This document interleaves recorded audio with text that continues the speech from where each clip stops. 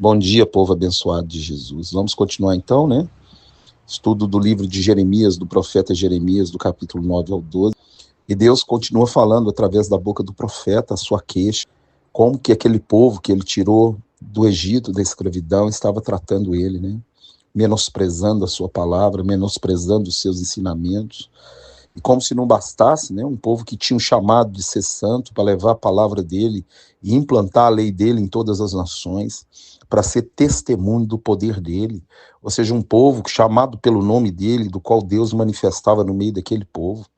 Esse povo trocou Deus por aquilo que não é nada, pelos ídolos de pau, de pedra, de barro. Você vai ver que nesses capítulos, Deus ele se queixa e fala muito disso, né? Abandonaram o caminho do Senhor, estavam menosprezando o pobre, a viúva e o necessitado. E Deus mandou aviso, vários avisos, muitos avisos, e eles viram ainda o reino do norte ser levado cativo pelo Império Assírio, e nem assim se arrependeram dos seus pecados. Então era um povo de coração duro, obstinado, um povo que não queria ouvir mais a voz do Senhor, seu Deus, um povo que estava se deleitando nos seus prazeres, né? Lembrando que Salomão largou esse povo todo rico, milionário, e quanto mais dinheiro eles tinham, mais vida tranquila eles tinham, mais eles abandonavam o Senhor, seu Deus. E a Bíblia, ela é clara, Deus ele corrige o povo a quem ama. Você vai ver aí várias vezes Deus falando que ama esse povo, que não desistiu desse povo, e para isso então ele vai mandar os impérios, em cima do império do Reino do Norte, do Reino de Israel, e depois do Reino do Sul. Lembrando que o Reino do Sul, a indignação dele foi tão grande que ele afirma, né, que já não quer saber mais desse povo. Uma coisa que você tem que aprender de Deus, né, o coração de Deus, a misericórdia dele triunfa sobre o juízo, né? Ele fala que vai eliminar esse povo da terra, mas não vai fazer isso. Você vai ver que vai deixar o remanescente, porque se Deus eliminasse Judá da terra, Jesus não viria. Ele é o leão da tribo de Judá.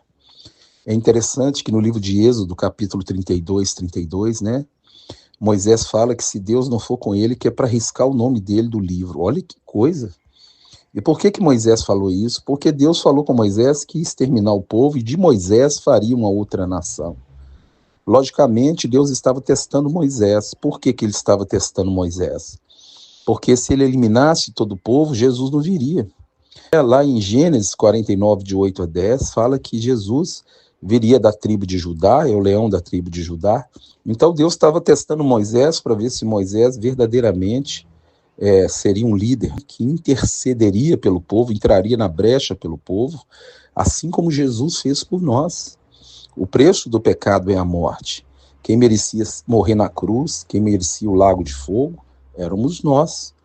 Mas Deus prova o seu amor para conosco, tendo Cristo morrido por nós, sendo nós ainda pecadores. Então o livro de Jeremias é um livro forte, um livro que o estupim de Deus chegou no fim. Deus agora estava entregando Judá a sua própria sorte.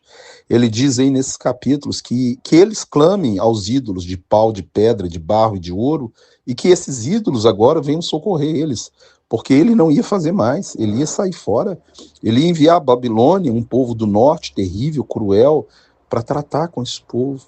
Então, no livro de Jeremias, a gente vê a queixa de Deus contra o povo santo, o povo separado, escolhido, o povo que ele comprou, o povo que ele libertou, o povo que ele curou, o povo que ele vem caminhando com ele e constituiu esse povo uma nação santa. Então, em Jeremias 9:9, ele fala que a língua daquele povo só fala mentira. A Bíblia diz que o diabo é o pai da mentira, e aquele povo, então, estava seguindo agora o diabo, os seus ídolos, os seus deuses falsos. Verso 6, Deus diz, vivem no meio da falsidade, da mentira. Verso 8, ele fala, flecha mortífera é a língua deles.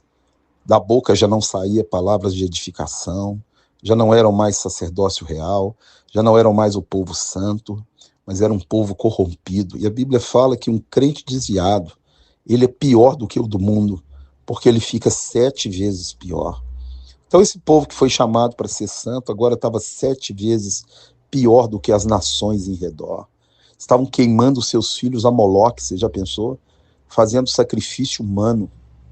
Verso 13 ele fala: largaram a minha palavra, estão andando na dureza do seu coração. Hoje no nosso meio quase não tem mais pregação da palavra, não tem pregação sobre pecado, arrependimento, não tem. E a Bíblia diz, Deus está queixando, abandonaram a minha lei, abandonaram a minha palavra. Então é o povo de Judá, totalmente corrompido, e é um modelo, um exemplo para que a gente não cometa os erros, mas infelizmente esses erros têm sido cometidos na vida e na família de muitos cristãos. No verso 22 ele fala a sentença, que os cadáveres dos homens de Judá vão ficar espalhados pela terra. Isso já está determinado em Deuteronômio capítulo 28 e 29, a maldição decorrente da desobediência, que eles seriam espalhados e os seus cadáveres ficariam sobre a terra. Deus agora ia executar a sentença da maldição escrita no livro de Deuteronômio. Jesus, ele escreve as 7 igrejas do Apocalipse. E ele também dá a sentença, se a igreja não mudar. Que ele vai riscar o nome do livro, que ele vai vomitar da boca se for morno, que ele vai tomar a coroa, ou seja, o galardão. E a sentença está promulgada para aquela igreja que não obedecer, não guardar, não perseverar na palavra dele. Mas tem uma igreja lá que tem autoridade para ligar e desligar, que tem a chave de Davi, é a igreja de Filadélfia do amor fraternal. Que você possa ser essa igreja. No verso 24 ele fala para nós nos gloriarmos em conhecer o Senhor. E conhecer o Senhor é ter intimidade com ele, estar fundido dele, né? Porque ele ama a misericórdia, mas também ama o juízo. Capítulo 10, ele fala da idolatria dos ídolos de ouro, de prata, que tem boca e não fala, e fala para aquele povo, já que vocês procuraram esses ídolos, que esses ídolos te livrem no dia da calamidade. Verso 12, ele fala: o Senhor fundou, formou a terra, estendeu os céus, ele é o Senhor. Deus não dá a glória dele para imagem de escultura e nem para homem nenhum. O verso 21 parece que ele está falando para hoje. Os pastores se tornaram estúpidos, olha aí, e todos os seus rebanhos andam dispersos. No verso 11 ele diz que a aliança foi violada, mas que vai haverá dias em que ele vai fazer uma nova aliança e vai cumprir as promessas feitas aos patriarcas, a Abraão, a Isaque e a Jacó, a respeito dos seus descendentes. No verso 11 ele fala: romperam minha aliança, então o mal virá sobre eles. E de novo agora no 11:14 ele fala: não ore por esse povo. Eu creio que Jeremias estava choramingando, querendo orar, querendo clamar, e Deus reitera aquilo que ele falou em Jeremias 7:16: não ores por este povo, que eu não os ouvirei quando eles clamarem a mim por causa de toda a sua maldade. No verso 22 ele fala a consequência do pecado nos pais aos filhos, né? Lembrando que na nova aliança, sobre a sua vida, se você é uma pessoa fiel, se você entregou a vida para Jesus, isso aí não vale, o pecado do pai já não vai mais por filho, né? Leia Jeremias 31, 28, de 29 a 31. Deus agora vai punir cada um pelo seu próprio pecado. Mas aí ele está falando, ó, a espada vai vir em cima dos seus filhos, ó, vai vir em cima da descendência daquela pessoa de Judá que adora os ídolos de pau. Lembrando que ele foi procurar uma pessoa nesse lugar justa que temesse a ele e não achou ninguém, exceto Jeremias. Agora Jeremias começa a queixar da perseguição e fala que até os seus próprios irmãos, a casa do seu pai, estão perseguindo ele por causa das duras palavras que o Senhor pôs e mandou ele profetizar. Então, no capítulo 12, verso 6, ele fala: até os seus irmãos e a casa do teu pai te perseguem. Todos aqueles que quiserem viver piedosamente em Cristo serão perseguidos. E no verso 15 ele fala, depois de ter feito tudo isso, né? Olha o coração de manteiga de Deus. Eu me compadecerei nele e os plantarei de novo. Eu clamo a Deus não pelo juízo dele, mas pelo avivamento dele.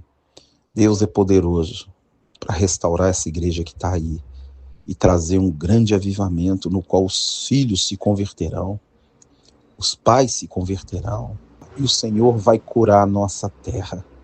Creia nisso, ore por isso, clame por isso, ajoelhe. Ele ainda não falou, não ore por esse povo, como ele falou para Jeremias. Ainda há esperança. e nós podemos orar e clamar para que Deus tenha misericórdia, misericórdia da nossa igreja, do mundo evangélico, misericórdia do Brasil. Profetize, proclame, pregue a palavra, leia 2 Timóteo 4. Haverá tempos que não suportarão a sã doutrina. Então, enquanto você pode, prega, sendo oportuno ou não. E que Deus te abençoe, te guarde, te livre de todo mal, você e sua família, em nome de Jesus.